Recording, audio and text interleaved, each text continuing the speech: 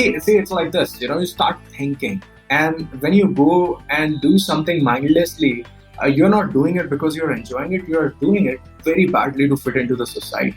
But then again, those existential things, because you have you have burning questions, and you constantly ask yourself, "What am I doing?" And then the weight of those questions is just too much that you never really, fit in. So that's what happened when I was in Bangalore.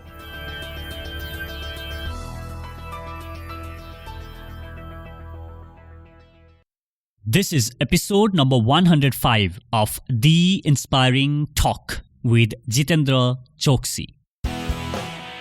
Dear listener, before we start today's episode, I would like to wish you a very, very happy new year 2021.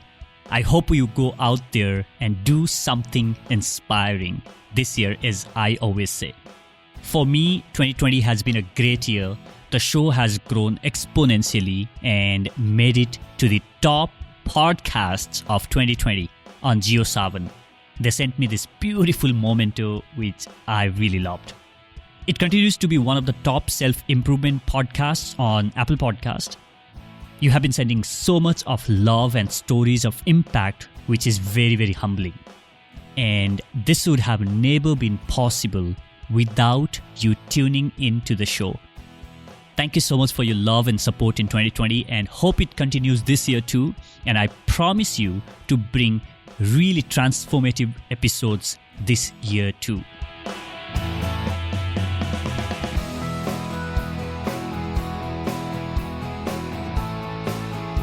On today's episode, I have Jitendra Chouksey, founder of Fitter, which is the world's largest online fitness and nutrition community.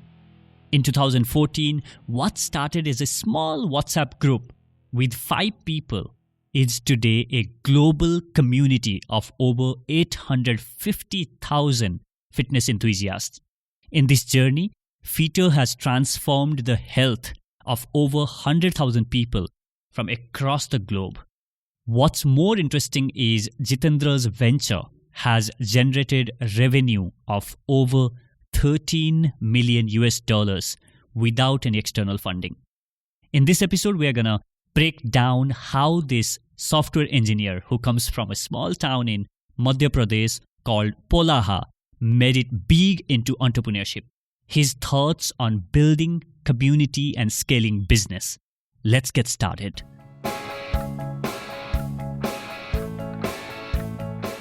Welcome back inside this episode, guys. I'm excited to be joined by Jitendra Chouksey. Jitendra, thank you so much for joining me. Thank you. It's a pleasure to be here. Are you more of an early person? Yeah, I do get up at about 6:30 every day. So you can say that I'm more of an early person here. Mm-hmm.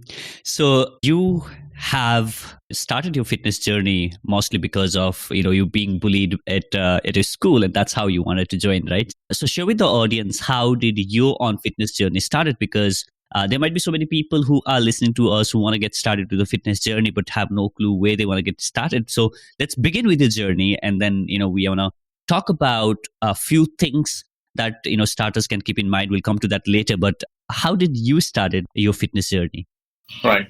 I vividly remember that as a kid, I was never really happy with the way I looked, and I was constantly being mocked and teased by, relatives, close family members, and even my folks at school, and I was always isolated all by myself. And still, I remember being harassed by some of the kids at school. I did have one friend. His name was Vishwanath. But again, him and me, we also had like a toxic relationship. As in, the guy was sort of my friend, but not really my friend, because he would always take a jibe at me. And so I think one day it was the last straw, and he told me that, "Kya pure din khata rehta hai." And then he used some bad words, and I said, "Jaake exercise वगैरह कर, कुछ होगा तेरा." So I think that one incident, pinched me. And the good thing was that along with this, he said that magic keyword, gym. Now, before he said this, I've never heard that word in my life, like, what's a gym? And then I was like, what's a gym? And then he's like, people go and exercise there. When was this? How old were you? I was pretty old. I'd say I was about 14 years old. And look, the problem is where we stayed and where I come from, not many people know a lot of things, right? So gym, pizza, burgers, all those. Where do you come from? So that audience also have the sense of, where do you come from? So I was born and brought up in a village called Polaha. It's a small, very small village in MP, and then there's a Mm. small town near that village called Mandideep, which is where my family stays. So that's where I come from. Mm-hmm. And not a lot of schools, not a lot of resources. But now again, don't want to complain. Point being, like a lot of people don't know a lot of stuff back there, and I'm talking about 20 years back. So people Yeah. didn't know the concept of gym, exercising, and Mm. and so when he told me that there's gym and why don't you join a gym, it was kind of a new for me. So I was curious, what exactly is this place? What do people do there? And then I finally managed to, find a gym. There was one gym which used to charge like $100 a month, and it Mm. was sort of like an underground gym.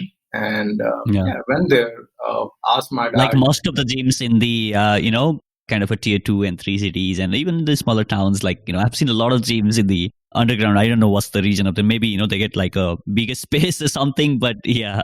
Now, usually underground spaces are cheaper. Plus, you Yeah. don't need to have a frontage. I mean, if it's Yeah. a sweet shop, you somehow have to display yourself to the world, saying, "Look, this is a sweet shop. Come here." But in Yeah. cases of gyms, it's usually a network, which means that if somebody wants to go to the gym, they'll find our gym. Plus, underground spaces are a lot more cheaper compared to a front space, right? So Yeah. you'd find gyms in the most shadiest of the places, Yeah. especially in tier 2, tier 3 cities. And Yeah. underground spaces are a lot cheaper. Yeah. So gym being an expensive setup, underground spaces kind of mitigate those costs. And so I found this gym and went there and saw some of guys working out, doing exercise, and I liked what I saw. And then that's when my journey began. I convinced my dad. Initially, there was a lot of resistance. The first amount I self-funded because I had some money, so I stole it.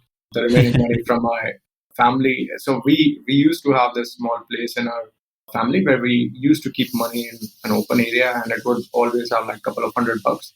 And So so yeah, it's interesting that you say, sorry to cut you there, but I think that's my parents' way of teaching us honesty and making sure that our kids don't steal, money. They would keep it open so that kids won't steal money. So I mean, these are so typical low middle class family thing where you keep everything open so that yeah. your kids won't steal money. Yeah, I can relate to that.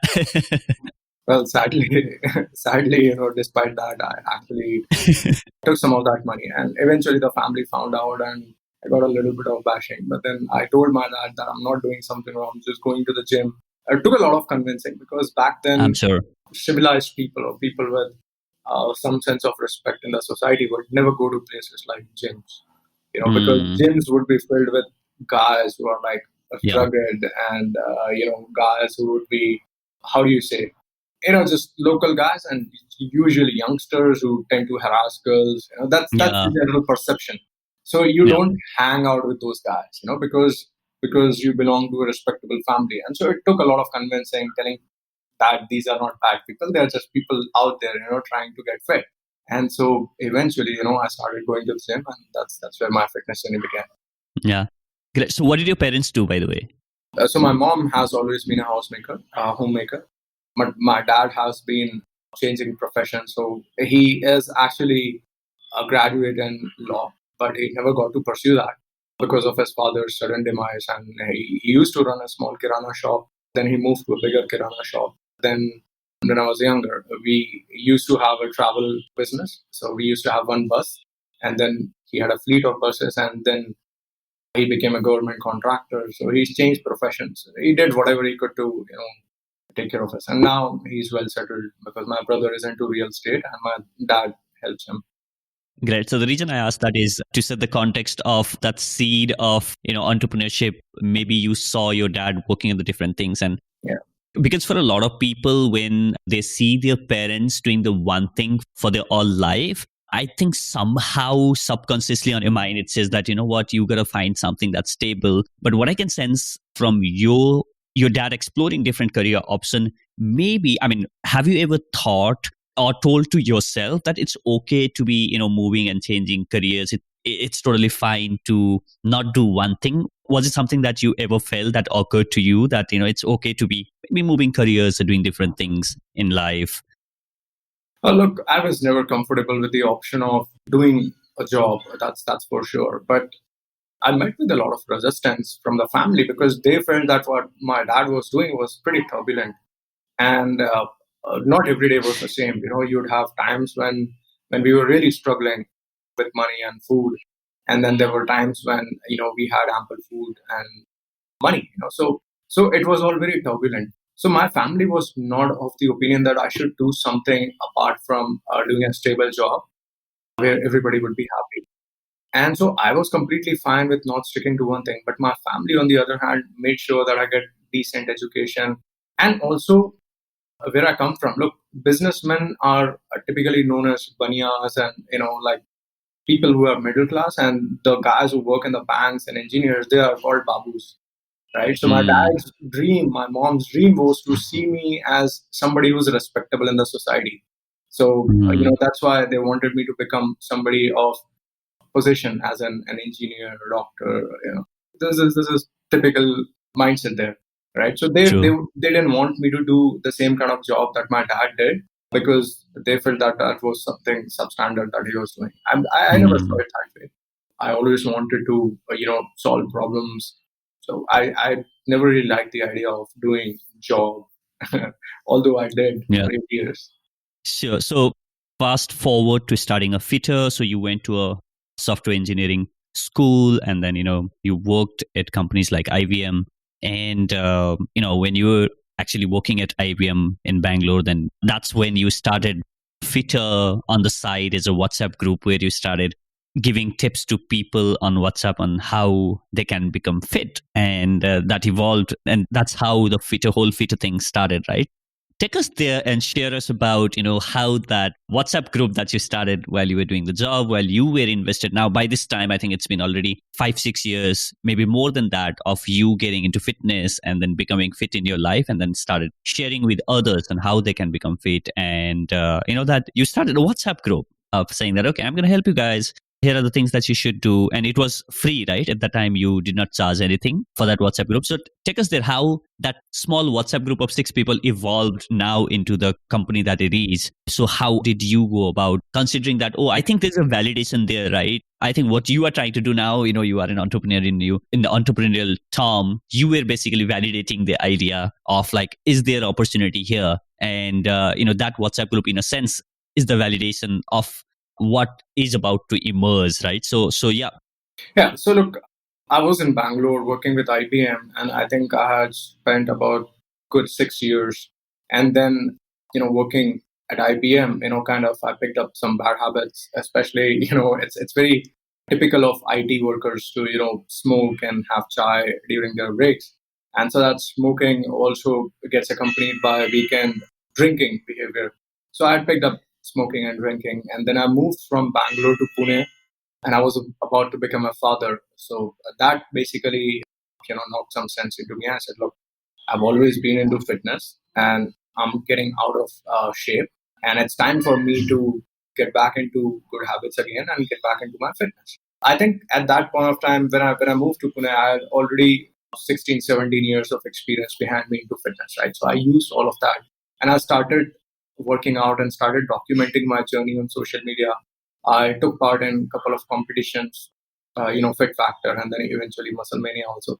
And I think all this was happening around 2014. So I think seeing all that I was doing on social media, some people, reached out to me and asked me if I can help them get fit.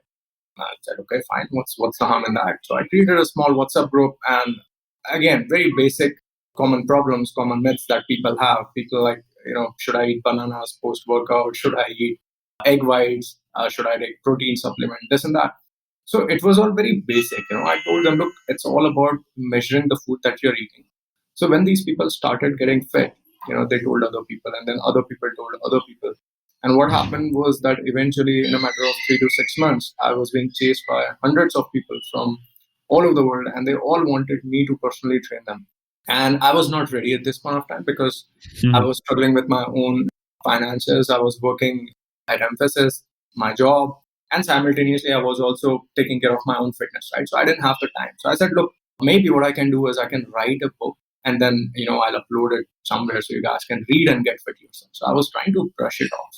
I was not trying to get deeper into the issue. So what I did, I wrote an ebook called Get Shredded, and very basics of fitness and nutrition outlined very clearly in terms of explaining your body's physiology, explaining your macros, micros, resistance, what it does.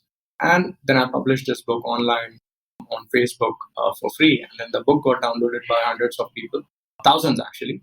And then that's where everything started getting bigger and bigger. So a lot of people came back and they read the book, they trained themselves, they transformed, they started thanking me, and it kind of became a community. So we created a small Facebook group called Squats back then, and the book was there. So everybody was joining the group, reading the book. So this was 2014. The WhatsApp group was created in 2014. Page was created in 2014, but the Facebook Fitter group, Squats group, was created around May of 2015.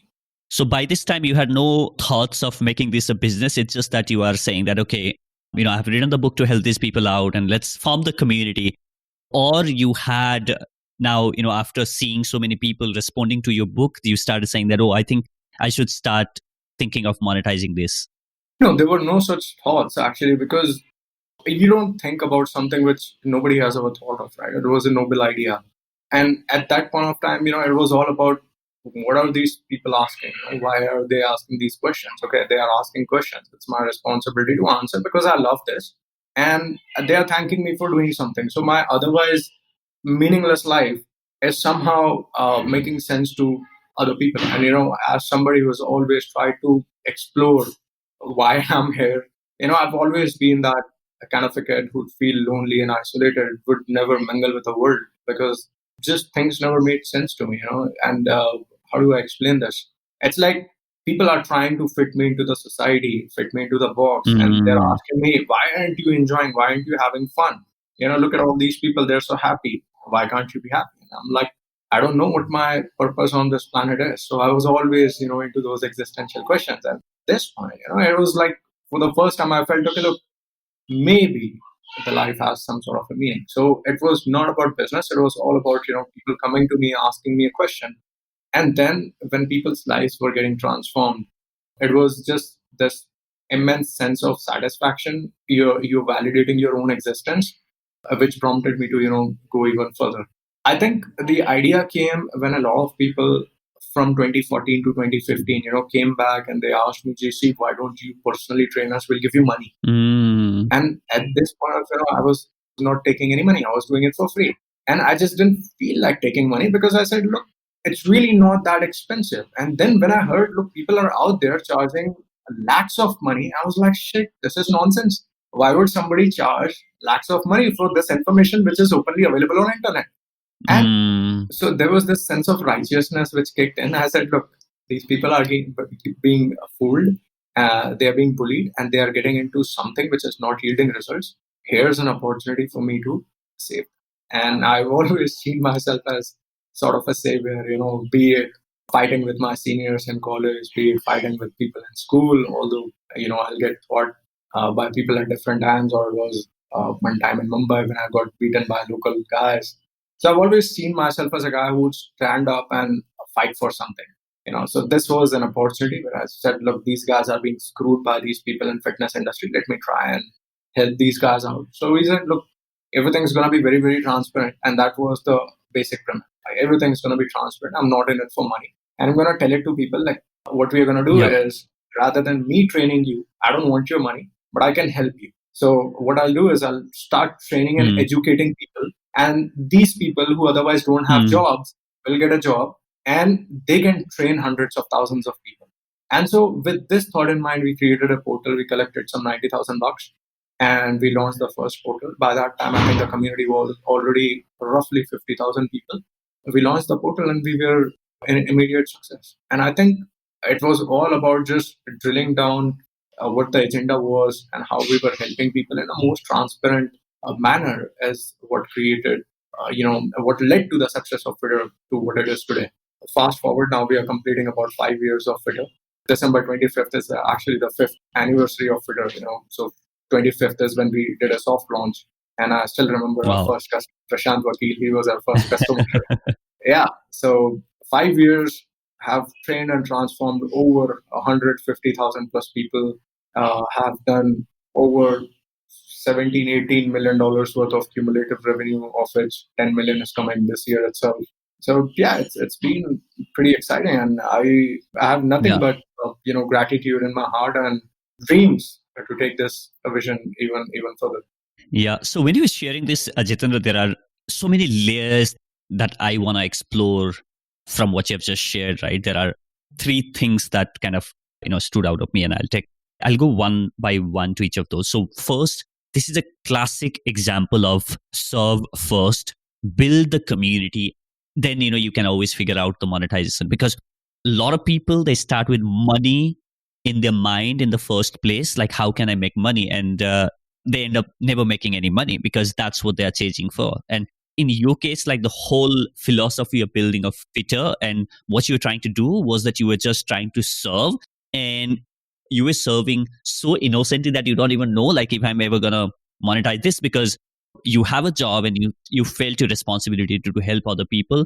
And I think that sense maybe also came for you because you yourself have been bullied, and then you said, you know what, maybe I can help these people so that they can also get out of that bully or whatever that they are going through, or whatever challenges that they are going through in their life, right? So that's the first part of it. But at the same time, you mentioned that when you heard that there are so many people who are charging for this, you were hesitant about charging people. And also you said that people do charge for this, which I feel is, when we know something, we disregard what we know and we undervalue the information that we already have, right? So essentially what you were saying, that the 16 years of time, efforts and energy that I'm putting, and I don't think this is something that I should charge for. And, have you ever felt because of that, you had to do some work or had to kind of rewire your head or brain in some way for that relationship with money? Because being hesitant to charge for the service is something I'm sure a lot of people can relate to. And I meet a lot of people who say that, you know what, Vijay, but I don't know, how do I ask money to people? How do I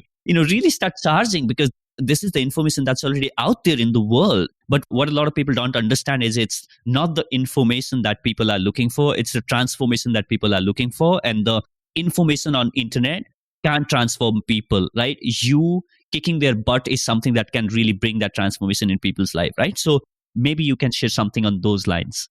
Yeah. So look, we were never comfortable about charging the information because, to be honest, we were collecting that information from the internet. It was not like we were synthesizing the information. And the same thing, like somebody has put this information out on the internet as an intent to help people. That's why they put the information for free. So we are collecting somebody's information and then asking people to pay money for that. It just doesn't make sense. I mean, people do that, and for some people it would feel, oh, you're curating this and this and that. We said no, we are not going to charge for information. It's always going to be free. What we will charge for is people's time, that people are talking to you. People are spending their precious time. So what is that one thing that has the most value in somebody's life? Somebody's time. And so we are going to charge for people's time. So what we are going to do is we are going to keep this whole thing freemium, which means that if you don't want a personal coach, if you don't want somebody's personal time and attention, here's all the information you need to get fit, and it will always be free of cost for you.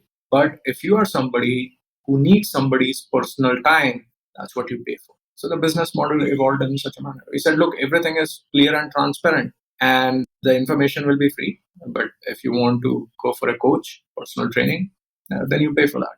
And till now, like I don't charge people any sort of money for training. I just don't like to charge money for training. I just feel that it came to me, and I don't know. I mean, I can't explain. I just don't train people for money. That's how it is. Sure. So, the other thing that I want to talk about, which you shared on the last question that I asked, was fit me into the box. And, I felt that I don't fit into it. And this is something that I can relate to. And I'm sure so many people who are listening to us can relate to.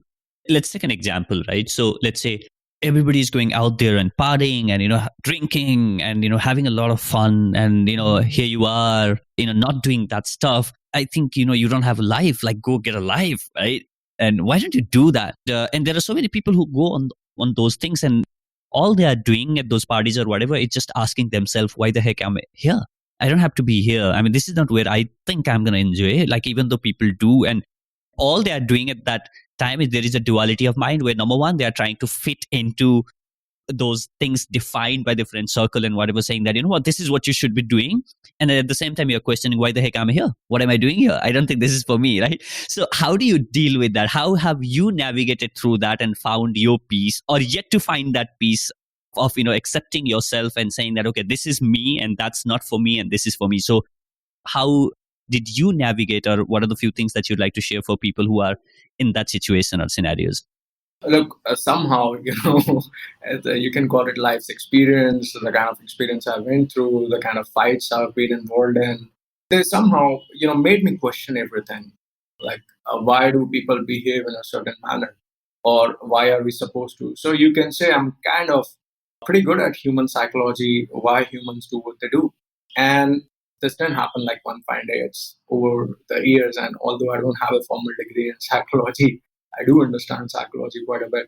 And some of these things that we do as social animals they just feel stupid to me. Okay. And I don't want to offend anybody, like people do what they want, right? Like, just don't make sense to me, So all these things that stem out of our urge to fit into the society, that urge somehow always feels very illogical to me. And I wouldn't say always, but since the time I've come to understand humans and humanity, I've always felt that that urge should be an urge with it can be satiated through a long term, measurement, not going out and boozing and doing it for 15 minutes. Because I've seen that when you do these short term things, like what happens when you just go out, party, booze, you regurgitate everything that you've had, and in the next 15, 20 minutes, you kind of feel stupid. It might feel like cool and hip when you're doing it, but from an outsider's perspective, you're like, what is this nonsense? You drink stuff which is not doing anything good for your body. You do things which are hurting other people. And all of this just feels utterly illogical. So, mercilessly logical. And so, if somebody comes in and reasons me with emotions, they'll find me that I'm a very, very cold hearted kind of a person in that sense. So things like partying and boozing and all these things, they don't make sense to me. Things like wasting time, they don't make sense to me. But did you try to fit in at one point? I'm sure you always, I'm sure it took a time for you to have that understanding. So did you first try to fit in, see for yourself, and then say that, okay, now I have been through that, but now it's not for me? Yeah.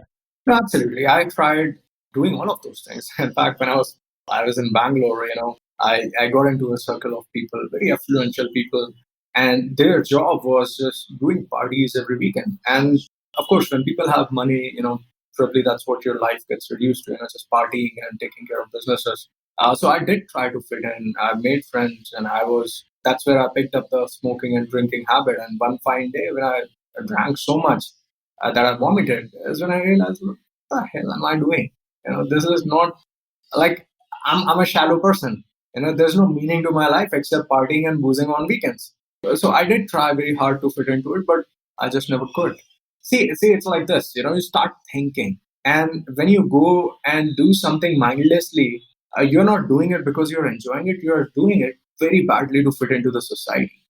True. But then again, those existential things, because you have an inquisitive mind, you have burning questions, and you constantly ask yourself, what am I doing? And then the weight of those questions is just too much that you never really, fit in.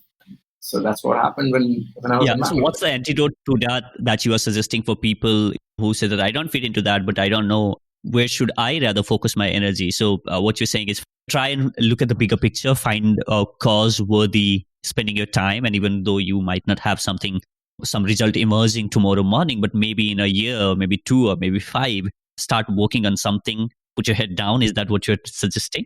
No, I'm not suggesting anything to anybody, man. When I started on this path, no, I mean maybe yeah. When I started, I was pretty headstrong. I was like, look, what I'm doing is the right thing, and everybody should do this. And then as I've grown and matured, I've realized, no, not necessarily. My thought process does not have to rhyme with everybody's thought process. And so Absolutely. Even though people are partying and having fun, let them be. At least no, I'm not saying for the people who are partying. I'm saying that the people who say that this is not something that I don't fit in, and for the people who are trying to fit in, saying that trying so hard that I need to fit in, I need to go and get used to partying because that's what everybody want me to do. So my question was about the people who think that, okay, what else I would do? I mean, if I don't go and fit in, then what should I rather focus then? It's a very, very tough question. Look, there's a problem with all of us have been gifted with a mind that thinks very differently. Unlike animals, who are of the same color, same thing, and our entire life is shaped by experiences. We have this long-term memory. Unlike animals who don't have this long-term memory. You hurt them, they'll forget that you hurt them yesterday, and they're gonna be a completely new person, a new animal. The next day they wake up. Unlike human beings, we are shaped by our experiences, molded by our experiences, and these things keep on changing every single day. So it would be very, very arrogant of me to suggest somebody to start living a life in a certain manner. I just don't think I'm capable to do that. I can just tell people about my journey, and maybe if they can understand something from that. I think whatever is happening with people out there, it's happening. And I think what they can do is they can accept the fact. If they have an inquisitive mind, if they have a mind like me, who's constantly evaluating the choices and who's always asking the questions, then maybe they can sit and try and answer those questions. Because yeah, I mean that's what they can do. I mean, there's no right or wrong, right? And there's no Absolutely. there's no right and wrong. There's no. I mean, how do you say? You set your own moral compass. Absolutely. And obviously, we are not trying to say what's right or wrong here, but all we are saying, like, you don't have to fit in. Like, for example, if Jitendra is doing a startup, then everybody should do a startup. That's not what everybody should do. Or if I'm doing a podcast, not everybody should do a podcast to find meaning in their life, right? I mean, you just do what you want to do, but, it's just that you don't have to fit in. You don't have to copy someone else's template of success if that is something that don't resonate with you, right? That's all we are trying to say, I guess. Yeah, I guess. I mean, some people are fine being subdued. I've noticed that a lot of people do actually settle in without questioning. Yeah. And to a point where they feel that settling in or getting subdued is a way of life. So there's those kind of people also. People who are so blinded over years of regression that they feel that regression is actually a way of life. So I'm again not judging those people. I'm saying that look, some people probably like it that way. Simple life, ignorance is bliss. So it's fine with them. Yeah, absolutely. So find what works for you is my suggestion. Yeah.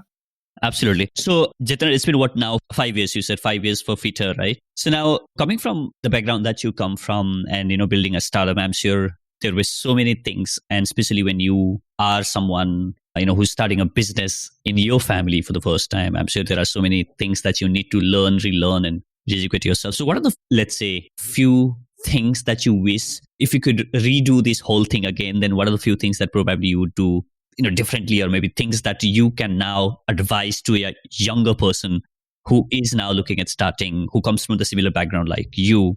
Okay, here are things that probably you can do differently if you are getting entrepreneurial journey.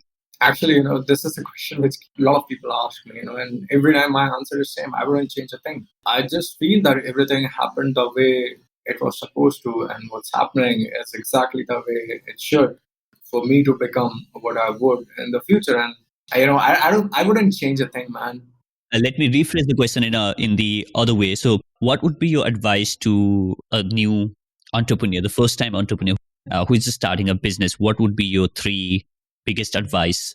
Sure, I can give some advice. I mean, one of the things is like you should not chase money. I've seen, and this is not because there's something wrong with chasing money. It's just logically and historically, I've seen that people, when they chase money, they usually don't get it because the intent doesn't reflect in a purpose or whatever they do. The story is not built, and most people don't buy logically; they buy emotionally, right? So they connect with the story of the person who's selling them something. The trust factor is more, right? So don't chase money; chase a solution. And when you chase a solution, then you understand the problem, right? And when you understand the problem, you understand the people, right? So it's equally important for an entrepreneur to understand the people as well as the product as well as what they are selling to make it a scalable, successful model. I mean, so many people thought that personal coaching cannot be a scalable business. Personal coaching wasn't there when we started. Today we are doing a 10 million ARR, and people are like, wow. Every single time I tell somebody, guys, We have built this business bootstrap for 4.5 years and 100% organic through word of mouth. People are like, how is this even possible with an NPS of 81? And I think primarily the reason why we built it like this was because we were not really chasing money. The money is always going to be an outcome of the process. But somebody in my place, if they would have chased money, they wouldn't have successfully started. The first step, which is to start successfully, is extremely difficult.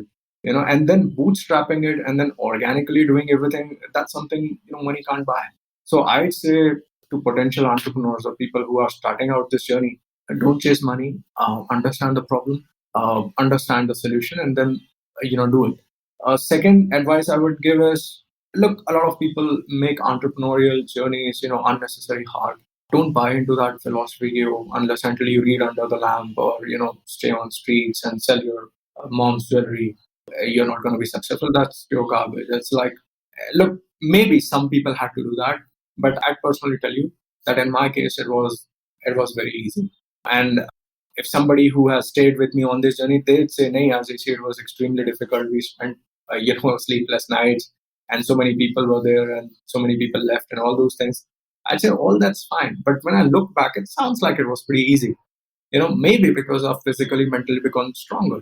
So don't jump into this journey thinking that it's going to be hard. You're doing it because this is probably what you want to do. So don't think if it's going to be easy or difficult. It is what it is. So just go ahead and do it. Always with a mindset that you were born to do it, and now it's in front of you. So just third thing, as an entrepreneur, being mentally and physically fit is extremely important. The pressure, not necessarily of the finances, not necessarily of the people, not necessarily of what you do in and out, and despite all the critics and everything, is going to be a lot. But I'd say if you are mentally and physically strong, you are able to handle it in a much more efficient manner compared to a guy who will break down. Not saying that I've always been that mentally and physically strong. There were moments throughout this journey when I questioned my existence, when I said, why am I even doing this?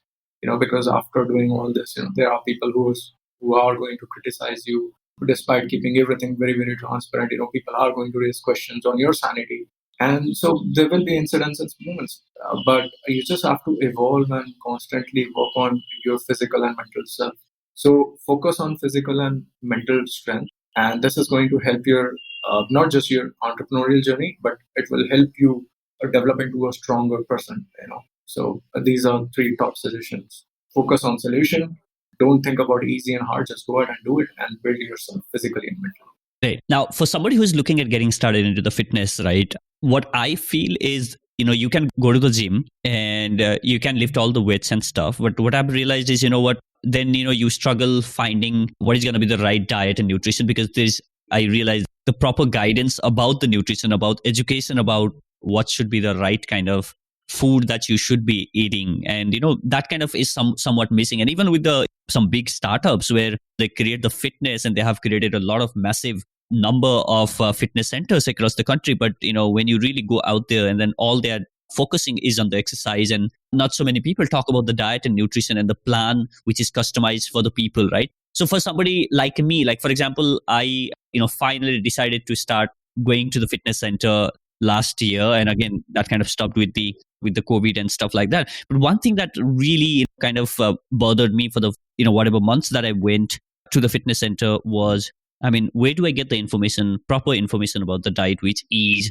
fit for me, which is right for me, right? Because nobody was telling me. Like, the trainers was focusing just on the training, right? And then when you ask them about the diet, they themselves do not have a clear answer to that, right? So then how does someone like me, okay, who want to just get into the fitness, and I don't want to get into fitness because I need like six packs and abs, but I just want to be fit. So then where does someone who just want to be fit or get started in the fitness journey start? Right. So look, this is exactly the challenges which people have been facing for last so many years. And that's why we started Fitter. And the question that you asked me, these were the questions we cater to in the Fitter community. So go ahead and ask this question in the Fitter community, where do I start? And you will see people telling you exactly where do you start. So that's exactly why we created the Fitter community, because fitness and nutrition is actually a pretty vast subject. Fitness and nutrition have different meanings for different people, from holistic nutrition to veganism to Jainism to intermittent fasting to ketogenic diet to be a vegetarian, non-vegetarian. I'd say there have been about 1 million queries on the fitter community in the last 5 years. And so everybody wants to know, how do they start? Look, we have been trying to simplify everything over the last 5 years. We started at a very scientific level where we started educating people about the physiology, biology, how everything works, including the enzymes and, everything.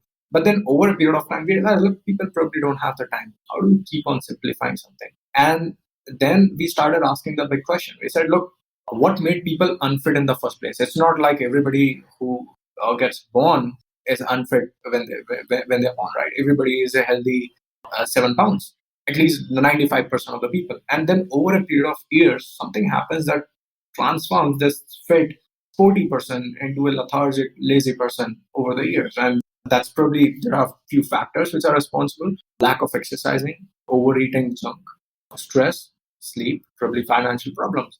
So, how do you undo all of these things so that that individual who's ridden by stress and financial burdens and all these things starts adopting the same things which made him fit in the first place? So it's not about doing something new. It's about letting go of the things which are making you unfit in the first place and just drilling this bit into the heads of people.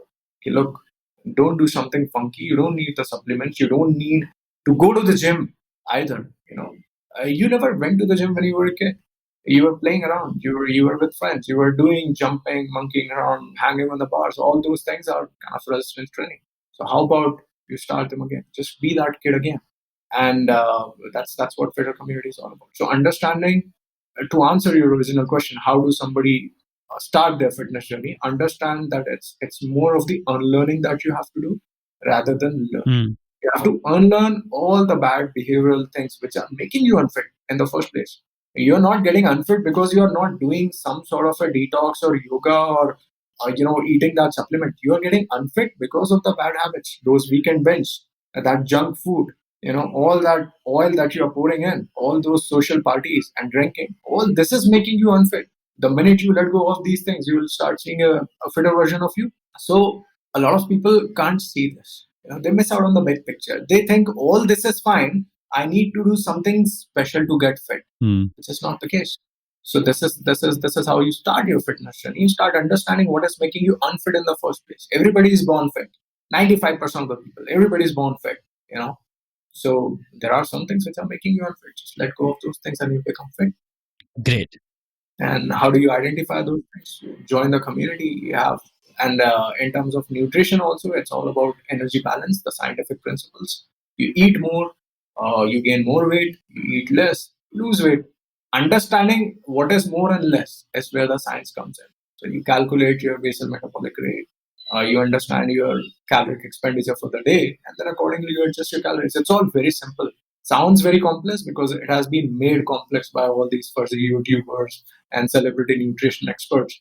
But in reality, it's extremely simple. We have always kept ourselves fit as a human, as the human population. Over the years, centuries, we have evolved. We have always kept ourselves fit. We didn't have access to the supplements. We didn't have access to all this high quality information. It was basic principle. True. We were moving more and eating right, consciously or subconsciously. Today we are doing exactly the opposite. We are eating more and we are moving less. Awesome. So, Jitendra, what inspires you to do everything that you do? I think a lot of it has to be, my past journey, some promises I've made to self, to people. These are the things, and always striving to get better than what I was yesterday. I think that drives me. I think I've found a good meaning in my life. I think my journey inspires a lot of people. It is something I want to continue doing, where people would look at me and then say, look, this guy has been doing this, not in a way where society deemed it should be done, but in a way which is a good way, without screwing people, without harassing them, without hurting them, in a nice, honest, transparent manner. So maybe we can do too. And this is exactly what I want young entrepreneurs to do, rather than looking at shrewd individuals who have done nothing good for humanity. Look at individuals who have done for humanity and see they are equally successful and content. And so, yeah, that's what drives me. I want to set examples for people, good examples. Awesome. What is that one wrong belief about yourself that you have held for the longest period of time? Oh, I always thought I was weak. I'm not weak. I'm pretty strong. So that's something I've realized over the years. And maybe I was weak, and that's what prompted me to become strong over the years. So I think I'm pretty strong. That's something I know in my heart. That's something I know when I see myself in the mirror. I am pretty strong physically and mentally. I'm very strong. Awesome. So, which one daily habit do you believe has been game changer for you in your success journey? I work out every single day in the morning, and it has become more consistent since the lockdown happened. Because I don't have to worry about waiting for somebody or carpooling, going to the gym, spending 30 minutes in traffic. At home, it's easy. So that's the first thing I do. I wake up, me and Coco. This is exactly what we do now. Before Coco, it was different, but now me and Coco, we both wake up around the same time. I feed him, and I work out, and that sets the tone for the day. I also teach my daughter the same things, and I'm a happy person. I don't like being angry or being shouted at or shouting at somebody. So I always keep telling everybody at home and otherwise also that, look, if your day is well begun, then it will end well. So make sure that you do something regularly that makes you happy the first thing you wake up. So just waking up, taking care of Coco, playing with him, working out in the morning, it makes me extremely happy, and that just sets the tone of the day. And then rest of the day is how it is. Awesome. So I have one last question before I ask that, Jitendra. It has been a great conversation. And, I urge people to check out the fitter community of one of the largest fitness community in the world right now, right? Where, people are helping each other, supporting each other, answering each other's question. And obviously, if you want to take the fitness journey to the next level by getting a coach for yourself, that is something that's available out there. And I think Fitter now do also have the Fitter Kids for your kids. We do. And if I'm not mistaken, you guys are coming up with the mental health segment as well. So yeah, there's a lot of action that's happening on fitness and nutrition. So make sure that you check the Fitter app out. I'll link that up in the description. So Jitendra, if people would like to reach out to you and connect with you and maybe, take the conversation further, what is the best possible way? Yeah, they can connect me at jc@fitter.com, jc@fittr.com. That's the best way to reach me. I don't actively check messages on any of the platforms, so just drop me a mail, and I'm extremely responsive on my emails. Like, I don't get surprised if you send me an email and immediately get a reply back. That's how responsive I'm on emails. So please feel free to connect me on email. Awesome, Jitendra. So here's the last question for you. Imagine that you are standing on the stadium, and this is the largest stadium that has ever been built in the history of the world. And let's say there are millions and millions of people who are on that stadium. And you have been given only 1 minute of the time to ask the most important lesson that you have learned in your life. What would be your message? I think we rise by lifting others. That's the most important lesson. The more you do for others, the more your life keeps on getting meaningful. This is something which I've experienced in my life personally when I self-isolated myself as a kind of an experiment. I distracted myself. I distanced myself from everybody. I was just locked in one room in the US, and it was like not because of some sort of a psychosis or episode. It was primarily because I wanted to find out what humanity and humans mean. And I realized that if I woke up tomorrow with nobody in this world, my life would not have any meaning.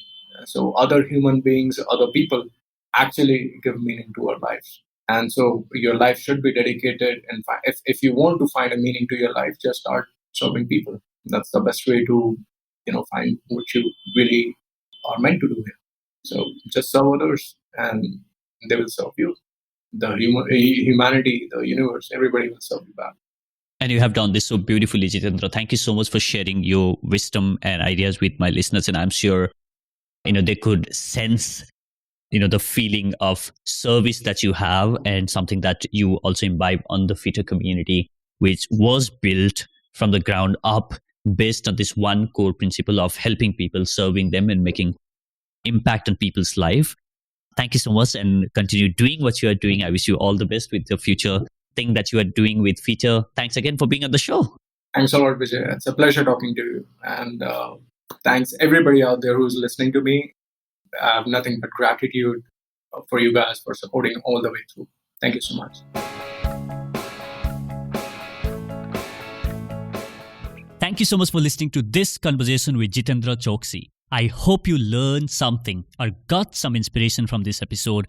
If you did, please share this episode with your friends by visiting the show notes page at theinspiringtalk.com/105.